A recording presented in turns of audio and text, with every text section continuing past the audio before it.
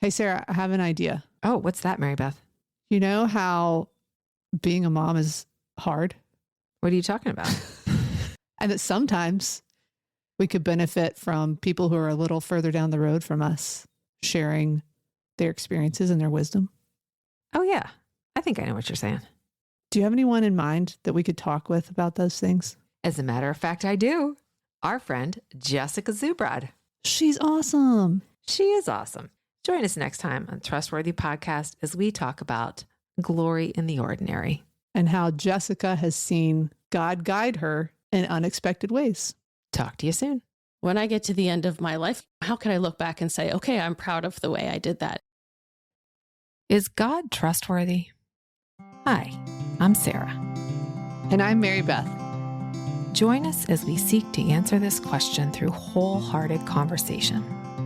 Discover the wit and wisdom that comes from being anchored in Christ and connected to one another. This is Trustworthy.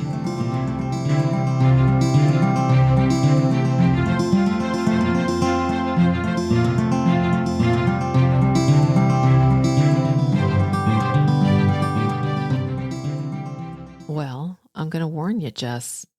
When you pray prayers asking God to direct your conversation, it gets pretty interesting. Okay, I'm ready. Well, hello there, Jessica and Mary Beth. Good morning. Hello. Sometimes when we have guests on, I greet them first and Mary Beth feels left out. So I specifically Feel put so both of your included. names. Yes, We do have a very special friend with us today. we do. There was a list in the beginning of who we thought we would like to interview on our podcast, and your name was on that short list. Wow. Jessica Zubrod, come on down. Woohoo! Oh, well, thank you for inviting me. You're welcome. Thank you for accepting the invitation. Yeah. For showing up. I did give her a latte before the interview, so A lovely latte. I am not above bribing people to be on the show And caffeinating them. and caffeinating them. Half caffeinating them. Half calf. Nice. Yeah. Well, I was thinking for introducing her, we should just tell how we know her. Okay. Shockingly, we go to church with her.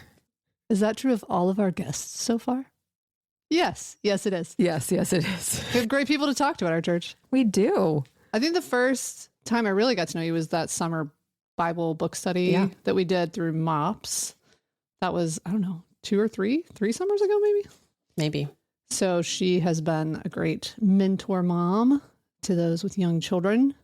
And then through church, our paths just keep overlapping in fun ways with her children and my husband and my children and her children. And yeah.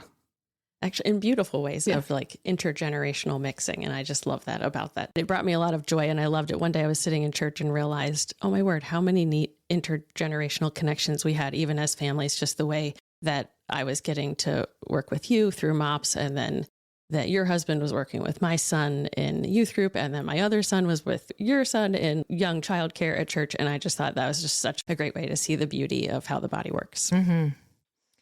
Well, I did not get to know you personally until more recently. Yeah. Yeah, just this last year, I heard about you. I know in good ways. And I'm going to see if I can articulate this well. A lot of people that I had relationships with already that were friends of mine that I respected deeply were friends of yours. And they would mention you in passing in conversation. And of course, I heard about your husband because he's involved in church as well. And I also helped out in the youth group. So I met your kids and I was like, wow, sounds pretty awesome. And Then you met me. no. Hadn't quite met you yet. And I was like, wow, she seems like she's really got her stuff together. I don't know if somebody like that would want to be my friend. You know how sometimes we feel like Intimidated? Yes, thank you. Intimidated. Thank you, Mary Beth. And then This is why I have her as a co-host, because she gives me words when my brain doesn't form them fast enough. No, I did. I felt a little intimidated, and then I met you, so I was super excited. And We even went out to breakfast once, just the two of us. Oh my goodness. But then you met me and you realized that we all have our things and we all have our areas of brokenness and She's all of that. And now you know. normally wonderful. Yes. Well, and how much connection you and I have in weird ways that Yeah. we're very similar. We have a lot of similar interests. Mm-hmm. We think the same about it's just very interesting to me. So it's truly a joy to have you here today. You wear a lot of different hats and a lot of different things in your life, but what's the elevator pitch for who you are? Wow. I have thought a fair amount about it because, oftentimes you go to an event or something and you hear that, what do you do? And then to think, how would I define myself? I've had a funny conversation with my kids because I've said before, okay, guys, what's the answer to that question? And I've gotten some funny ones. One I really appreciated from my son was, Mom, I think you're an interior designer of people and places. Ooh. And I was like, why? Wow, thank you so much. Knowing I have a love of design, and he sweetly was acknowledging some contribution to his development as a person. And I was like, wow, thank you so much. That was certainly the, 17 or 18-year-old version of him. Another, I think it was my husband who said, you're a pollinator. It's like, you just are like a bee. You go around and you're constantly pollinating things. I thought, okay, I'll take that one too. But it's oftentimes a little hard for me to define, but I just really enjoy being with people. Mentoring is something I really enjoy and have had a lot of experience in, but just coming alongside of people and my kids and then what they're involved in. I love being a part of our community and serving in that and in our church community. And so it's a little hard to find, but I could jump around as a pollinator today. Yeah, I love that image. I will interject here. You have been instrumental in leading and organizing our Mothers of Preschool ministry for years in our church. You are a Bible study leader. You have worked with our special needs ministry in our Night to Shine initiative for quite some time. You are an artist. You work with lots of the young families in our church. I'm guessing maybe it's the MOPS connection, but I know you've stayed connected in with these different families through difficult times in their lives and coming alongside them in many ways. And so I don't know the whole story, but I also know that you are working on a new initiative to provide wraparound care for our foster families in the church. Yeah. So there's a little more to the story. Sometimes it is nice to hear other people say things about ourselves because your description of yourself is very humble. Which is not surprising once you know Jess. Yeah, exactly. And I would also add, even outside the church, I mean, really your whole family, but especially you and your husband are very engaged in the local community in a lot of different ways too. Oh yeah, I forgot to mention that. Yeah, very plugged in with good old Kennett Square. It's a great place to be. Love it. And when you love something, it just is easy to become a part of it. And I've often thought, whether in ministry or in life in town, that it's just when you are in the right place and serving in the right ways, it often doesn't feel like work, and I think I get to do this. And so I'm thankful that I feel like I have a lot of opportunities where I do feel that phrase, I get to do this. That's a real pleasure. Yeah. A pollinator who decorates interiors, both of places and people. I like that because it speaks to your role in discipling people. It speaks to your eye for beauty. And it speaks to the way that you cultivate relationships with people. And also the pollinator reminds me a little bit of a connector, which is one of my strengths finder things. And when you pollinate, you go from place to place and flower to flower, and you bring the pollen from one place to a different place. So it could also be like planting seeds or just bringing the resources you have into different situations to help them grow. So I really love that. I think that's apt. Your family did a good job. Yeah. Working on it. Well, and the fact that your son was able to think about that and articulate it speaks to a lot of your relationship and, how you and your husband have raised him. So all good things. I'm impressed. This is going to be airing just after Mother's Day. And you're a mom. Mm-hmm. You've already mentioned that. Yeah. As you think about that particular vocation of being a mother and considering the span of your children's lives from when they were littles up to, I think you've got college age, Mm-hmm. last year, high school? Not quite. Okay, almost. Yeah. Okay, so high school, Yeah. college age, And a married. graduate. And by the time this airs, we'll have a college graduate. That's amazing. Yeah. And a married. Yes. Yes. A married college A graduate. married college graduate. Yes. So as you think about the span of your children's lives, how has your approach to this vocation of motherhood changed over the years? Yeah. It has changed dramatically. I mean, in those early years, it's just so different. It's all about meeting needs and there are just so many foundational things that are going on. And I oftentimes would get a little discouraged in those early years thinking, are they even going to remember this? And no, they're not. They won't remember it. But then I would remind myself, everything you're doing is just building a block in the foundation of this relationship that you have with them that will be for the rest of your life. And so as I would maybe try to be more creative or do certain activities with them or kind of be a little proud of myself of something I did with them, and I thought, they're not even going to remember this, which is also why I take a lot of pictures to be like, no, I really did do that with you. But it really was so much of meeting need and just developing trust with kids that they knew I was going to be there, that they could depend on me. And obviously that involved so much in patience and guiding and, all of those things in the young years. And then I think, as they've aged, that turned into trying to take the hands off a little bit more and to allow more freedom. My children would probably say I'm not as good at that as they wouldn't maybe recognize that effort as much as it was in me to try to do that. But just watching them start to develop their own gifts. I think that was something I really loved seeing in like the middle school thing is like, how can I as a mom just provide opportunity and help them to flourish in their own gifting? And I'm more of a pushover than I wish I were. But here's my one example of not being a pushover was seeing a musical gift in my older son. And actually all of our children are very musical. And I don't really know where the gift totally comes from. Like, it's just, people look at us and say, I'm like, it's just them. But my middle guy at one point, he said, I don't know, I think I just, can I quit guitar? And I said, no. And I just said, no, you really need to continue. And that's one of the things that I really did just keep a foot down. Same child is in Nashville studying music business and theology. And he really pursued that. And it was his gift. But I do think that was one of my roles, was just trying to figure out how to fan that and to see it when they're young and then to help encourage and put them in the right places to allow that to flourish. And so I think I just really got a lot of joy out of seeing that as the way I could help provide those opportunities in those maybe middle school years. And then in high school, I think that really changed to trying to walk a lot more just shoulder to shoulder and encouraging them in what was happening in their day-to-day lives, which was hard stuff relationally in school and just different stresses. And so I do think that my role has dramatically changed. And now I just really, really thoroughly enjoy friendship with them.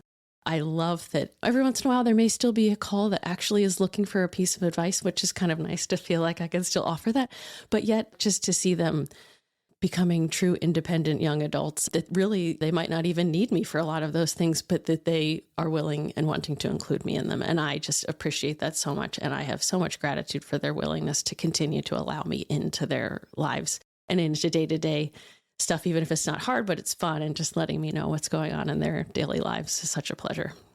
That was going to be one thing I asked you about is you're a couple years away from empty nest, and that'll be about 18 months, maybe. Are you counting maybe a little down? less? No. Well, a little bit, because at first I was worried and now I'm less worried, but I do think a lot about that date. So yes, we're not that far from an empty nest. How is your outlook or experience as a mom shifting or changing? Are you doing anything to enter this next season of motherhood? What has that been looking like for you? Well, I can tell you, I think it started last spring. Our daughter was preparing to get married, and I would say our household was dripping with sentimentality. We have a photo will come up in the corner of my phone, and it will be a 2-year-old version of my daughter, and we'd send it out in our family chat. And I realized my husband and I were doing this constantly, and our kids were probably like, okay, enough of the pictures.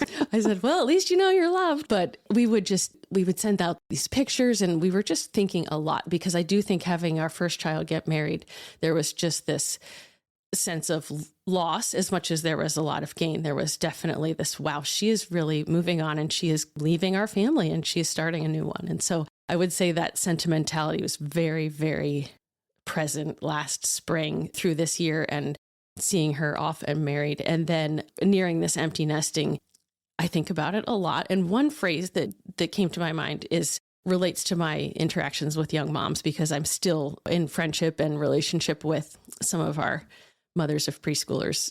So I was talking to a friend and she said, I just had my their last child. It was a coming home from the hospital outfit kind of thing.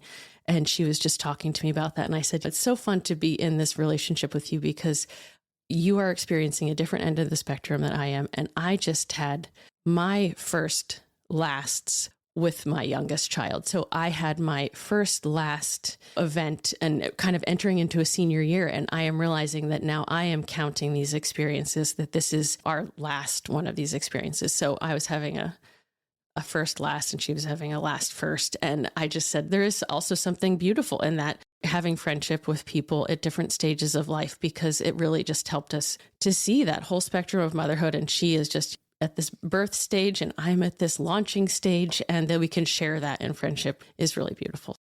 Yeah. I totally understand what you're saying. I had the pleasure and heartwarming experience of seeing one of Mary Beth's sons wear a pair of my son's pajamas to pajama day at church. Aww. It made me so happy. I mean, that little boy was thrilled to have the pajamas and he probably liked where they came from. But for me to see it was just like, it just does something to you, because I guess having that connection, as you're saying, with this mom who's in this stage of still bringing children home from the hospital, it reminds us of when we were there. But I think we're far enough removed where we can really get that bird's eye view of that hindsight of, wow, what a beautiful time that was, and still celebrate with her, but then sort of hold that at the same time as like, oh my gosh, my littlest guy is going to be a senior and going off to college. And oh my goodness, how can it be? Do you think God does that with us? That he sees the beginning? I mean, because he knows about us. He knew us before we were born, right? He's there with us when we were formed in the secret place. And he's there with us at the end. And I think he sees all of time. What a beautiful picture of God holding our beginning and then our graduation, so to speak. And how he lets us participate in that. I remember like the feeling of taking the oldest to college was heart-wrenching. Like that was so hard to do. And I remember just picturing in my mind, I felt like as a mom of littles, I felt like I was holding a nest in my hand and she was this little baby bird in it. And now like when she was going to college, it was just, I was handing it off and it was like that she was just ready to fly. And I kept having this image of handing off this nest, but just being so grateful to see her spread her wings and fly, because she's ready and God has gifted her a lot. And I was just very, very excited to see how that would happen. But that didn't mean that it wasn't incredibly hard to see her go, as you can tell. It's okay. It's okay. We're allowed to be emotional. That's right. Well, and not to reveal anything about anyone here, but we are not that different in age. But I think you probably had kids like maybe a decade before I did in my lifespan. You have a lot of good years left to do things. I sure hope. And I'll still be raising kids for another decade. You've got a lot of good years left. But you know what I mean? Like, how have you been thinking about what that might look like as you enter this next phase? We do think about that a fair amount. Knowing we got married when we were 21 and 22 and had known each other through childhood and dated through the end of high school and college. So we were had the pleasure of meeting at a really young age, therefore got married young and had our children young. So yeah, we think about it a fair amount. We'll be empty nesters and not quite celebrating her 50th birthday or something like that. And so, yeah, we think about it a fair amount. I think there's a lot of excitement. My husband, maybe more so, as I continually remind him, this has been my job. Like this has been a massive thing, now for 22 years. And so it'll be 23 years of full-time parenting as we launch the youngest one. And yet we are relatively young. I don't feel that at all when I hang out with the moms. I'm like, wow, I really am aging. But that's fine. Like, it doesn't hit me in a, oh my, I'm getting old. I do just feel grateful that we're ready to jump into a next chapter. And there's a lot of excitement about it. Thankfully, I adore my husband, and the idea of getting to spend just time with him and kind of focus on that a little bit more, again, is a delightful thought. He thankfully shares that thought, and he's like, "Oh, Jess, it's gonna be great," and I'm like, "Oh, but we will miss a lot." But I think then just the pleasure of hoping to check in with kids and stuff, but just to figure out what life together with the two of us again is very exciting to us. And I think not just in the big stuff, like of course we could plan a trip or two. I think about that already of what will we do that fall. I already call it the licking my wounds fall. So not this one, but the next one. And he's something that he was thinking about, a conference in the Boston area. And I said, okay, let's plan that. And then let's stop at the Berkshires and we can look at fall leaves, because sadly we won't be working around a football schedule. Yeah. And I said, so like, there are just ways that I want to make sure there's something that's filling in where there might be losses to what we experience. Mm-hmm. But beyond a trip, to me, really, it's the daily life. It's really just, what will that be like to just come home and to reconnect and to be able to focus on each other. And I think it'll be an exciting time. We talked last fall about planting seeds or sowing into certain seasons of your life so that you can reap the harvest in the next. You must have listened to our podcast and taken it seriously, because what you're doing is exactly what we were talking about. But I like that. I like that idea of, hey, this is going to be a hard thing, and let me set this up ahead of time, right? Let me do this. What is that verse? Hope deferred makes the heart sick, but desire fulfilled is a tree of life. And so I think when we plan for things like this and we get to that time, you're going to really enjoy that. I mean, yeah, it's going to be difficult, but also it's going to be something that you've looked forward to for a while, and it will sort of flourish and bring life into you and your relationship with your husband at that time. You know, I think that's a beautiful thing. And my relationship with him, and I think other things that I might have not fully been able to give as much time to as I would want to. Like when you mentioned this example, I've just had the pleasure of seeing people at different times and seeing hard things, and then wanting to participate in that. And how could I help in alleviating some of that burden in people's lives? And so the one example in that is definitely for the last handful of years, well, actually beyond handful, I have one of my best friends adopted children, and that's been a journey of a couple decades that she's been on. So I've watched that adoption journey, and then a couple friends here, that I've been able to journey with through their adoption, and then seeing in the last couple of years some families with foster children at our church, and just recognizing that deep need that they have and how hard it is. And I thought, gosh, the only people who see how hard it is are the ones who are in it, and they don't have the capacity to help. And then just thinking, wait a minute, but I do. And I think I'd like to view this next phase as there's a gift in having more time than I've had in the past. And then how can I use that well? How can I really help other people in that spot? And so for me, the clarity I'm seeing is that is in one area of my life that I would really love to see how to help set up and care for the families in our church who are fostering children.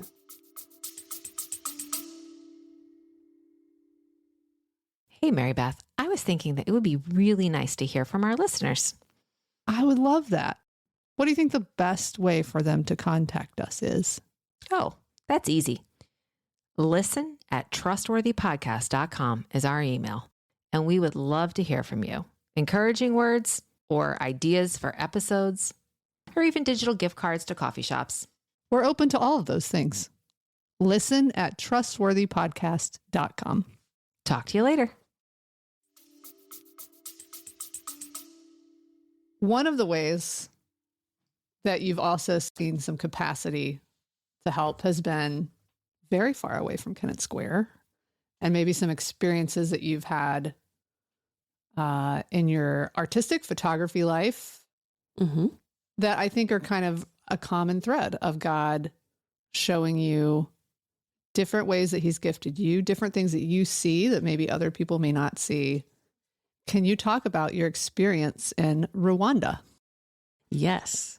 One thing as I look back on these different segments of motherhood, I do note that I feel like there have been different callings in different times. One of those was in a surprising era of time, having children in like elementary school, middle school, and I ended up with a handful of international photography opportunities and travel that was just a little shocking to me in the time. And also in knowing me, it was also a little shocking because it was really taking me from a place of where all my fears really lie and then putting them in an intersection with an area of giftedness. And it was a very interesting spot to be in. So I had started out with some photography when I just had some cute kids. People were saying, "Oh, you're kind of good at that." And I said, "I just want to photograph my kids." And then as time went on, I had different opportunities and grew in photography, lots of opportunities at church to grow those skills. So it was a few years later. One time I was sitting in a conference for the IF gathering, that we were a host site for that. And I had been thinking going into the conference, God, what do you want me to do? I'm just trying to figure out how to use my gifts and where do you want me to be? And I was thinking a fair amount about photography. And as the conference was starting, they had a prayer time. And even though a lot of heads were bowed, I happened to look up at the screen. And on the screen, they had all these people. And I might have even listed their names. And I saw that there was this photographer on stage that was a part of IF Gathering that I had heard about. And I had started following her photography career. And I just could not believe that she was there. This was the person I had just been feeling inspired by. She's a humanitarian photographer. And I thought, now this is kind of interesting to me because there are some photography things that I might not feel as passionate about doing, but the idea of helping to highlight things that I kind of feel like people need to know about this, or to just help direct us in our efforts. Like I just got a lot of excitement out of that. So I remember looking up and seeing her on the stage, and then she began talking, and she did a talk at the conference. And I had been praying before going into it about purpose and what God might be calling me to do in this era of my life. And in a break, there was an announcement that said, we're going to do a trip to Rwanda. If anyone wants to apply for this trip, you can go ahead and do that. And I thought, oh my goodness, that is me. I'm supposed to apply. Like I really should go on this trip to Rwanda. Which, can I interject here? Because I know this about you. Yes. Travel and fear and anxiety. This is not what you would typically jump to do. Some people would be like, that's the coolest thing. I can't wait. And I was like, oh my gosh, I really think I should do this. But wow, this goes against a lot of the fibers of my being. And so I just thought, okay, I'm going to take this step, but maybe I won't get in. Maybe they won't choose me. And so I applied, and lo and behold, there's a call or an email like, you're in. And I'm like, oh my goodness, I'm going to Rwanda. And so I got a chance to go to Rwanda with a group of 18 women with the IF Gathering coordinating it. And it was a phenomenal trip. And the part that I would like to share about that is, so we're talking about the itinerary and we're sitting in Kigali, Rwanda, getting these chances, hearing the schedule that we're going to be going out to these remote areas to see schools where children are being sponsored and they're going to get an education. And we would also see, sadly, the contradiction of children who didn't have this sponsorship. So we would go to these villages and we would go to the school and see all that was being provided for these children, and then maybe visit them for a home visit and find out that they were one child in their family that got to go to school, but they didn't have money to send the other children. And you would just see this vast difference in what these children had. And it really meant eating for that day or not. So it was an incredibly powerful trip to see the power of child sponsorship and what Africa New Life was doing as the organization. But as we're sitting there and we're going over the schedule, someone said, oh, we have a special guest coming. Somebody's going to visit us when we're here.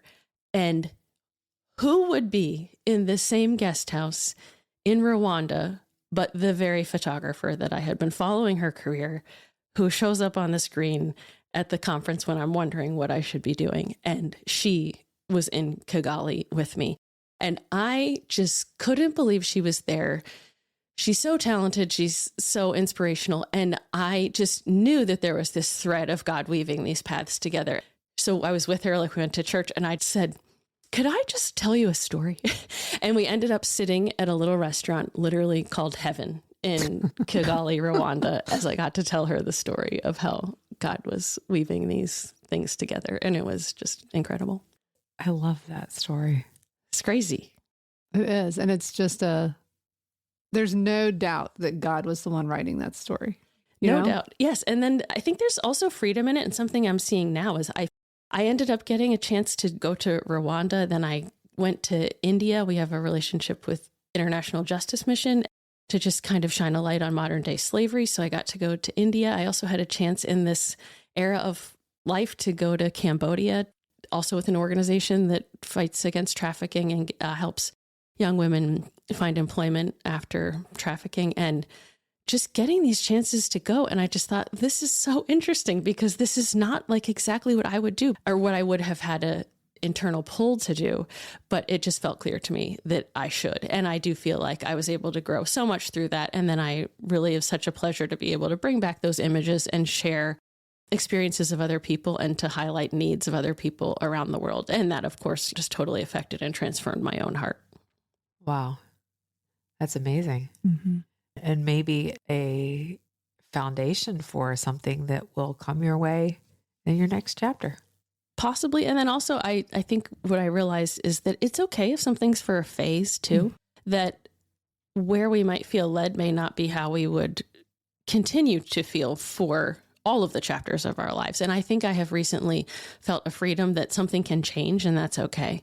I feel like maybe in photography that there were all these opportunities that kind of centered at a certain time, and that not to say that is a chapter that's over, but it's not being like used, or I don't feel like the same direction I did, but then I do feel like with those capacities that I have, like that just kind of being directed in different areas. And I think it's okay. And it may come up again, but I think there's a lot of freedom in realizing that where God has called us doesn't necessarily mean that that is going to be the place for the rest of our lives. It's interesting that you should say that because I've been thinking a lot about this. It was on a recent episode that Mary Beth mentioned, well, just because you used to do something and don't anymore doesn't mean that you're still not that. Like, here's my guitar in the case for who knows how long. It doesn't mean that you're still not a musician. It doesn't mean that you still, and just I had recently had the pleasure of traveling to Memphis and Nashville, which was like within a couple of months, like a 20th anniversary of the same trip. It was funny to see how things have changed. But the last time I was in Nashville, I got to sing and play, a couple times. And I'm like, what have I done? 20 years, I should be. And it's like, no, it's okay. And I think that what you just said, because I'd like to reiterate that for our listeners, there's freedom in realizing that just because you do something for a season or a time doesn't mean that that's where you're going to stay forever. And that's helpful to remember, not just with negative things, like when we go through hard times, oh, it's a season, but for the positive things too. Like it's okay, because how then can we go on to do a podcast if we're, doing music, or how can you start an initiative to provide wraparound care for our foster families if you're gallivanting, around the world taking pictures? Do you know what I'm saying? Yeah.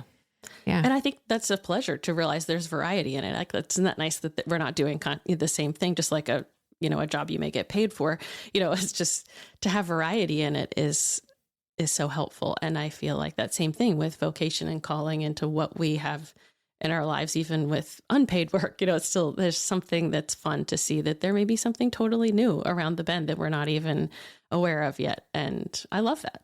It's actually reassuring to me. And it gives me that hope of what that next phase will look like, is maybe it's something totally new. And maybe I'm going to learn something new about myself. Like this isn't an ending. It really can be more like a beginning. Mm. How have you done that? In my brain, I'm like, how? But how? How do we do that? I'm someone who wants to know what's coming, And so how in your day-to-day, as you're looking ahead, as you're planning, as you're seeking opportunities or not seeking them and God shows them to you, how are you putting yourself in a position to be open to what God is bringing you?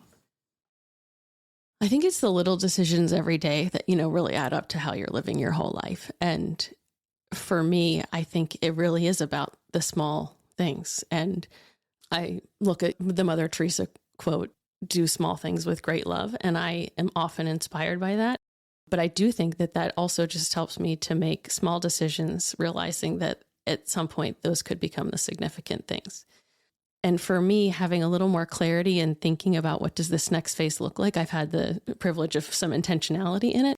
But I think it just means it's simple things. When I get to the end of my life, how can I look back and say, okay, I'm proud of the way I did that? And, what would it look like today to make a decision that I would hopefully be able to look back at the end and be proud of the way I lived? So for me, as I analyze right now, I think, well, there are certain areas that I know I want to be, like I do want to serve. And so that might look like being a Bible study leader. It may look like serving on the parade committee for the town, whether community or church. I realize I do want to lead things. I feel like I can do that. And that in the past looked like some things with mothers of young children. And I think now looks like this initiative to develop a wraparound program for foster care. I do know that I want to create. I think we're all called to be creators. And for me, that's looked like photography at some points. It's looked like home design. I took a pottery class recently to see if that was for me. And guess what? It's not. Like the fact that my arm still hurts from throwing on the wheel, and this was months ago, I said, okay, that was a good thing to try. I'm just going to try things. And, maybe it's the thing and maybe it's not. But I do feel like there's something about creating for sure.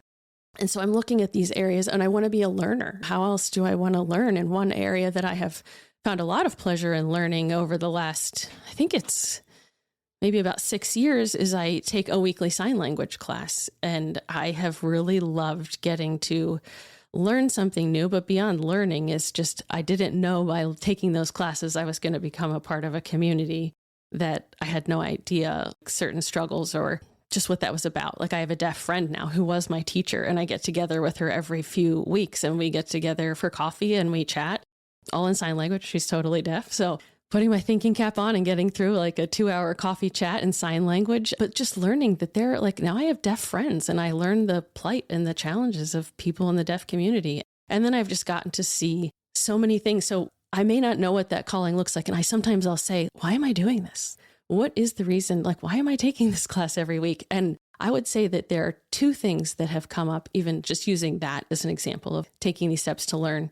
And even in sign language, that I have a friend who has deaf children. And that was one of the encouraging things of why I wanted to take these classes. But I went to Florida to see her a couple months ago, and to see her now 17-year-old son just light up when I can walk in and communicate with him and talk about his track meet, learn about his jumps, and he's showing me videos and we're talking about his experience. And I just realized maybe it's the small thing. Maybe this is part of it, but to let him be seen and cared for and to be able to communicate with him just gave me such pleasure to be able to do that. And I thought, okay, maybe this is why. And maybe talking to my deaf friend and just being her friend when many people can't communicate with her just lets me know, like, maybe that's why. And one story that was so cool that I saw this play out this year was at Night to Shine that Sarah mentioned. I said, in high school, I had the pleasure of going to a few proms, but Night to Shine is definitely the most fun prom that anyone will ever go to. It was like 200 special needs guests, and it is a blast. And I've done that ever since our church has hosted it. I get to be a photographer for it, and it is the best photography gig that I ever get to do, is photographing Night to Shine. And this year, something very different happened. So as I've been learning sign language, my youngest son has kind of learned a few things along with me, mostly to his convenience. He will try to ask me at church. He learned the sign for keys and ready and time to go and can I leave? Like, he can say all these things in sign language. So he uses them very conveniently, but he has learned a fair amount of sign along the way. Even I just met with my deaf friend a couple of days ago for coffee, and he didn't have school. And I said, hey, do you want to come up? And he said, yeah, sure, that'd be great. And he can now sit up there and have part of this conversation. And I interpret a little bit in between. But like, he now has this ability that's budding, but he picks it up so quickly. I'm like, how do you do that? But anyway, but the part of the story, this was remarkable this year. He went to Night to Shine and he signed up to be a buddy, a one-on-one person to be with one of our special needs guests. And he signed up, but found out that he had a different color lanyard that meant he was matched up intentionally with somebody, and that the need of that person was a little bit more pronounced than some of the other guests. And so we walk in, and then the person who runs it said to my son, I was looking for somebody to match up with this one guest. It's a little bit harder, but just so you know, he's deaf. And she had no idea that my son had any sign language experience. And he said, oh, well, okay, I sign a little bit.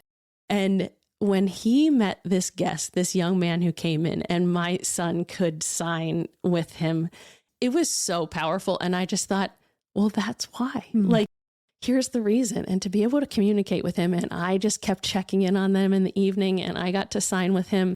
And just that this young man had people to talk to that night when he could have actually had no one talk to him was just beautiful. And I thought, that's why. Wow. That story brought tears to my eyes. Me It's too. like, I think we're all a little teary right now. Yeah. Well, and what I'm hearing and what you're saying is that there's this open-handedness that you're approaching your life with, of God has made you in certain ways with certain interests and certain gifts, and you're just letting him lead you and using those things, and you're open to new experiences. And a lot of times, I can speak for myself here, I'm trying to force it. This is what I want. This is how I want things to work out because it's my interest. It's my gift. But you're approaching it from a place of humility of, okay, God, this is how you've made me. This is the opportunity you're giving me. Do whatever you want with it, which I think is a very good exhortation. It's funny you say open-handedness because I really struggle with that. I have a deep desire to want to control things. And I never thought of myself as a controlling person. And I realized I don't usually try to control the humans in my life. It's God that I'm really trying to control. And I just hate that about myself. But I realized that I really struggle with open-handedness. So a couple of years ago, we were asked to find a word that we wanted to inspire us throughout the year. And this was part of the Mothers of Preschoolers community. And I chose the word open-handedness. So it's funny that you would actually say that. It looks like God's been bringing some of that to fruition. And I feel like I'm actually quite terrible at it. And so thank you for saying that. Yeah. And it's a different lens on it, but I struggle with that. And maybe these are areas where it shows areas of growth where maybe I am a little bit more like that, but I definitely struggle with that. And it's a lot of where my fear comes in, and I will just want to clench my hands versus keeping them open. And I know that I'm a huge fan of Ann Voskamp's book, 1,000 Gifts. And she has a line in there that talks about there's a flame, but when you clench so tightly, you snuff it out, and I feel like I have the propensity to be quite a snuffer of that light because I want to protect it so much. Like this is a struggle for me with children and how it's harder for me to let go because I want to hold so tightly to protect them. But in that process, that's not allowing them to like grow and flourish as much. So anyway, open-handedness is totally something that I strive for and I'm constantly working on. I don't think God put that word in my brain unintentionally. So, Hey, we prayed. that's right. We prayed for him to direct our conversation. Everything we have is from him. And for the three of us, I can speak with clarity that we are his. For sure. I think one of the other things into seeing the meaning in the small things is by seeing Christ in everything. And that the way there's a song, I always have a song for everything. We welcome that here at Trustworthy. Yeah. I was thinking about some of these things and I thought, shout out to the arts, just how much song and writing can really impact and inspire us. And I just feel that deeply in my life. And so commonly I have a song for everything. But there's a song that Skye Peterson has written and it's called How I See the World. And the part of the chorus says, how I see the world is how I see you. I see you and how I see the world. And that just gels so much. I think the way that I function in life and the way I hope that I see the world is that God would give me like his eyes to see, and that would just color the way I view the world and what I see. And then therefore what I see impacts what I do. And yeah, that's really significant. Yeah, it reminds me of a song we used to sing, Open the Eyes of My Heart, Yeah. Lord, open the eyes of I my remember. heart. I want to see you. Mm-hmm. Yeah. High and lifted up in the light of your glory, which the theme that we were sort of thinking about as we were getting ready to have this conversation was glory in the ordinary. And it doesn't escape my notice because this is a great time for reflection and connection when we have these conversations, that everything we talked about today, all these great experiences, everything started out so small, just by little ordinary things like, oh, that person doesn't have enough food to eat, or, oh, I am raising my children. I'm keeping tiny humans alive at this, and when we look back, we can just see the hand of God, all these glimpses of his glory in the ordinary. I think it's a testament to a life well lived. I am so grateful that you are here with us today, because I am learning so much from you.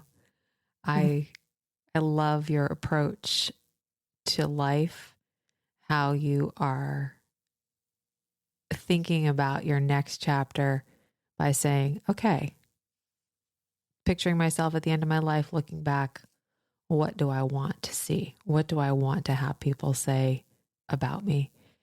And that's kind of what the Christian life is, because we're working towards a goal. We're working towards that victor's crown that we will be getting someday in heaven. And what we do in this world doesn't always show up as amazing and great and glorious and whatever. But we know that we want to run the race well, that we want to work for the glory of God. And I don't know, I'm just kind of just enjoying this conversation and the threads that are connecting it. Yeah.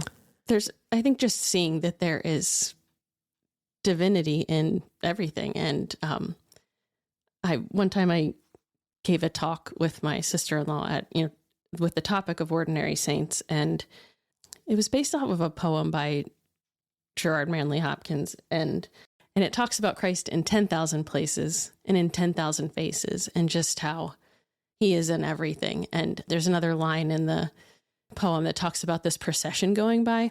And it helped me to realize that I thought that is really the way I see it. It's like, I feel like there really is like just a parade going by. And whether it's with a camera or the way I think that, like, if I can like take a snapshot of that, like, I feel like it's really running by all of us all the time. And it's just a gift if we can have that perspective, that we can capture a moment of that there really is divinity in our everyday and in these ordinary moments. It's kind of like the idea of Ebenezer's, which we've talked about on this show before. Like, what are the Ebenezer's? I think this story that you've told me, about the sign language at Night to Shine, and the photographer that you had lunch with in heaven. Yeah. These are Ebenezer moments for you. And I call them Kairos moments. And so I think that, so the difference between Kairos time and chronological, and the Kairos time is sort of known as moments set apart, that they're outside of chronological time, which is why when I had a photography business, I wanted to call it Kairos photography, because it's like, how can I take this moment, capture it, because it does have meaning. It's an ordinary moment that has great meaning. And I love that word. I love the word Kairos. And these are, I think that there are Kairos moments in our lives that God uses. And I just want to like make sure I give him credit for that. My husband told a story recently of a conference he went to in Oxford, and he was telling me about it. And I just was reflecting on it. And I said, that was absolutely a Kairos moment of your life. And he was like, you're totally right. It was. And so I just wanted to make sure that, like, when I do think back on a day or on a week or on a year, that we do realize that God has given us these very special moments that really transform our lives, and to give him credit for that. Yeah, and transcend the timeline. Yeah. I like that. At a moment that's outside of the time. Yeah. Chronological time. This just made me think of a really good hot seat question. Okay, great. Well, I was going to say we are ready, I think. I think we're ready. I think we're ready. I don't know if are you ready, Jess? Apparently not. No. Okay. She's not. She's shaking her head. I don't think I have a choice. So here we go. You don't have a choice. No. Okay. Without any further ado, we are on the spot with Jessica Zubrod. All right. My question is, if you could time travel to any time and place in history, where would you go? And when would it be? That kind of reminds me, my children will say, is there any phase you would go back to and I say, no. And they look at me strangely, and I said, no, yeah, it was great and it's a gift, but I wouldn't want to go back and do any of those parts again. I just feel like the present tense is where I would want to go, but that would be sort of in my own lifespan. I'm such a present tense person. That's fine. I will share, I was listening to a Beth Moore interview and someone asked her, is there a part of your life you would like to go back and do over again? You know, what would it be? She said, none of them. I don't get to do that. We live our lives and we keep moving forward. Mm-hmm. So she's akin to you and just living in the present. We can't go back and change it. So why dwell on that thought? It could be for a day. It could be for a year. It could be. You can give whatever answer you want. There's no wrong answer. There's no wrong answer. In regard to parenthood, you know, I say there's no phase I would want to go back to for sure, but I would love to go back and hold my kids again. I say, especially in fluffy Halloween costumes, because I just loved those. So I would want to go back and hold them again. But then people tell me that's what grandparenthood is for, because it's like you love those kids just as much as your own, but then you get to hand them back. So I look forward to that era of life.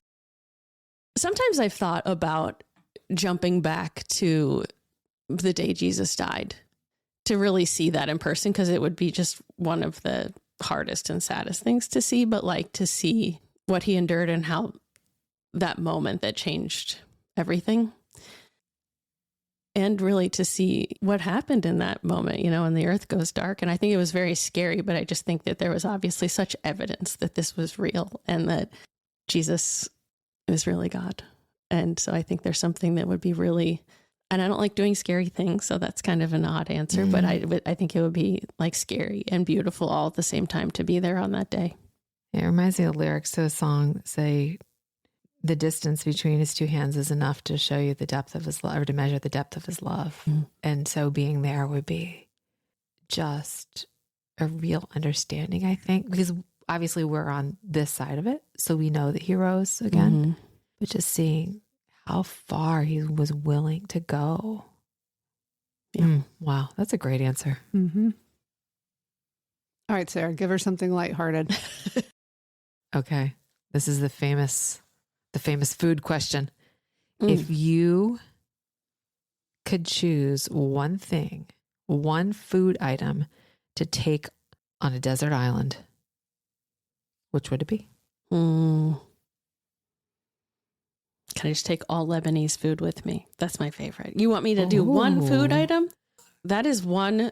If I could only eat one type of food forever for the rest of my life, I would choose Lebanese food. There could never be too much lemon, vinegar, or salt in most things I eat. So everything, all those things I love, love, love. That's great. You want one more? Sure. Yeah. And then I have one. Okay. You mentioned that art and music and things are something that speak to you deeply. Yeah. What's an artist that you've been into lately? What's their medium? What can you tell us about what you've been seeing or listening to or whatever recently? Well, Andrew Peterson is my very favorite musician. And so I was listening to Resurrection Letters a lot leading up through Holy Week. But I do feel as though his music is a bit of an explanation of life to me. Like he's such a poet and deep thinker. And I think he has an ability to just unravel some of the confusion in life in the art of music. And I absolutely adore it. Great recommendation. You stole my thunder because my question was, what is the story behind how you became a fan of his?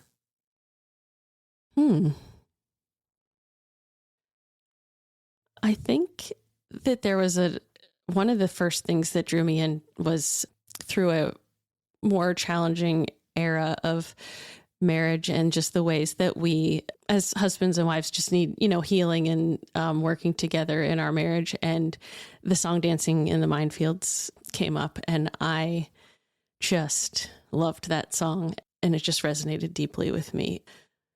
So that song may have started it and then had the pleasure of going to concerts in different areas and times. And I just think maybe because he's at a similar age, he's just a little older, walking a few steps ahead, caring about similar things. And he thinks in a way that I wish I did, but I don't. And so I get to have the pleasure of listening to him process life. Yeah. We've discussed this before. And did you see him at the Ryman? Yes, I saw Behold the Lamb at the Ryman. That's what I thought. Yeah. Yeah. That's awesome. Yeah. I was thinking about that when I was in Nashville last week. Yeah. Walking past, I was like, oh, yeah, that's great. Well, Jess, we have really appreciated you joining us.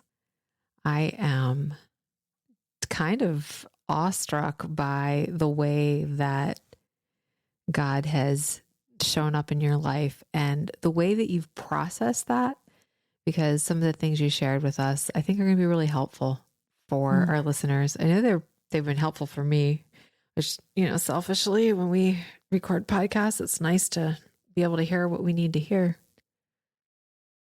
Thanks for listening. Yeah. Thanks for sharing. I think one of the things that we talk about a lot after we've done an episode is how we see what God is doing in our lives is a lot of times on the same page. And so I think a lot of the things that you're learning are good for us as we're maybe at different stages of motherhood, but looking ahead and trying to process some of these things. So thank you. And just so you know, I don't think I had time to process it back then. And I do think it's a unique stage. And I just think the reason this processing is coming is because I'm at a transition. And so there's just sort of a privilege of the intentionality that I can have right now that is not every phase, and nor have I thought about, things quite this way all along. But it's just as I approach a transition, it's definitely made me think and process a lot. Which scripture verse comes to mind for you right now that you would like to leave our listeners with today? I am such a Proverbs 3, 5, and 6 fan, to trust in the Lord with all your heart. Lean not on your own understanding, in all your ways acknowledge him, and he will make your path straight. And I think it was so much confusion and choices and challenges, particularly to motherhood. I think just a trust that he will make this path straight. Amen to that.